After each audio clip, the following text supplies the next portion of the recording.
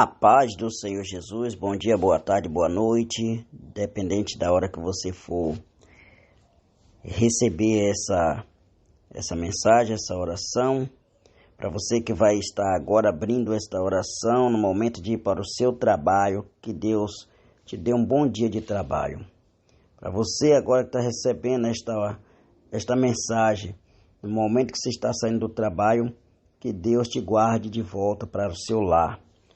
Então, para você que está aí deitado agora, ouvindo essa mensagem, se concentre, que Deus quer falar com você. Hoje, de repente, você vai estar passando o que eu vou estar ministrando aqui agora, o que Jesus também passou. Tem por tema essa mensagem, a tentação de Jesus no deserto. Jesus foi tentado no deserto. E você está sendo tentado no trabalho? Você está sendo tentado na rua? Na igreja? Onde que você está sendo tentado? Vamos para a mensagem agora? Olha, Mateus capítulo 4, versículo 1 a seguir. Versículo 1 diz assim: A seguir, foi Jesus levado pelo Espírito ao deserto para ser tentado pelo diabo. Veja só, coisas que muita gente se confunde. Pensa que foi o diabo que levou Jesus, e não foi. Quem levou Jesus para o deserto para ser tentado foi o Espírito Santo. O diabo não tinha esse poder de pegar Jesus e transportar para o deserto. Então, ele foi transportado pelo Espírito Santo. Então, ele foi transportado, pelo tentador. Então, a seguir, foi Jesus levado pelo Espírito ao deserto para ser tentado pelo diabo. O Espírito Santo o guiou, os anjos o ajudaram e o diabo queria desviá-lo da sua missão. Qual era o intuito de Satanás nessa tentação? Era matar Jesus ou era fazer Jesus pecar? Na verdade, o diabo queria mudar o foco, o diabo queria desviar Jesus da missão. Então ele queria ali fazer Jesus pecar. O pecado da desobediência. Ele veio para fazer uma missão na terra, enviado pelo Pai, e o diabo queria desviar isso, porque se Jesus desse ouvido para ele e obedecesse o que ele mandou, então a nação estaria toda condenada. Então vamos lá. Versículo 2. E depois de jejuar 40 dias e 40 noites, teve fome. Aqui tem muito mistério aqui. Depois de jejuar 40 dias e 40 noites, teve fome. O primeiro ministério de um homem de Deus, de uma mulher de Deus, começa no jejum e na oração. Então, Jesus aqui estava jejuando 40 dias e 40 noites. E outro mistério que tem aqui, que muita gente não percebe, é que Jesus não fala que ele teve sede, fala que ele teve fome.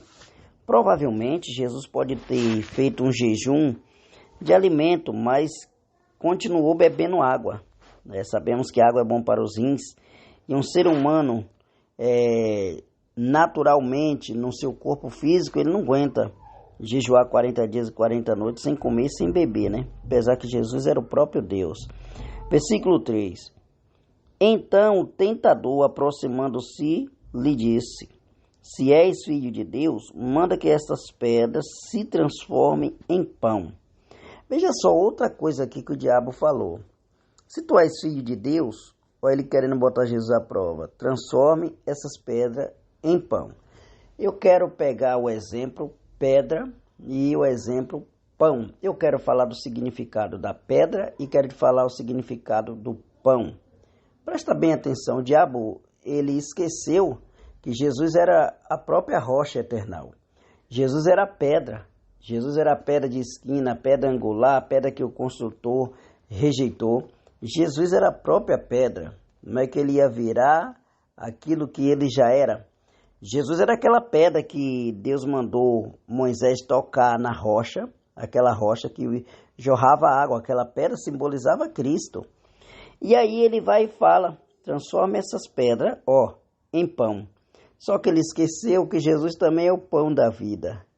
Jesus é o pão, é rocha, é água. Então, tudo que ele falasse, Jesus era.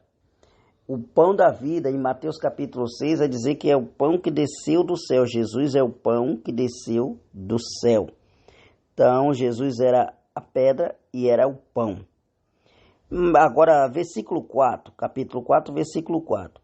Jesus, porém, respondeu: está escrito, não só de pão viverá o homem, mas de toda palavra que sai da boca de Deus.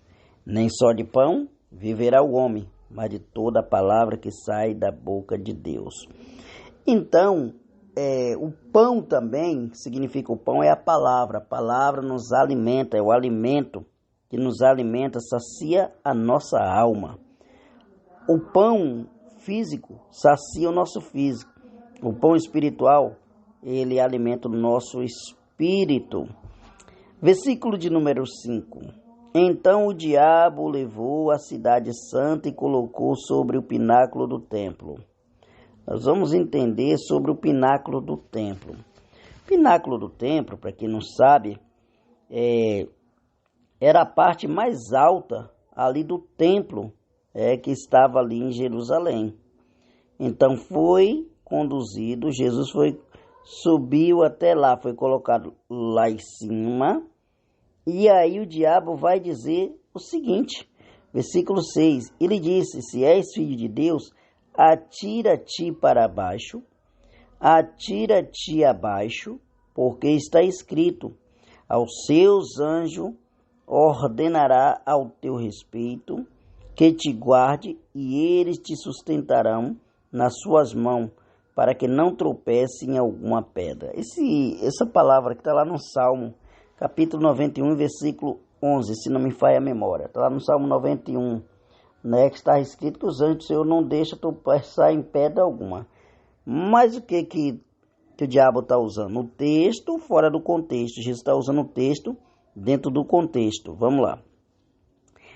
Capítulo 4, versículo 7 diz assim, respondeu-lhe Jesus, também está escrito, não tentará o Senhor teu Deus.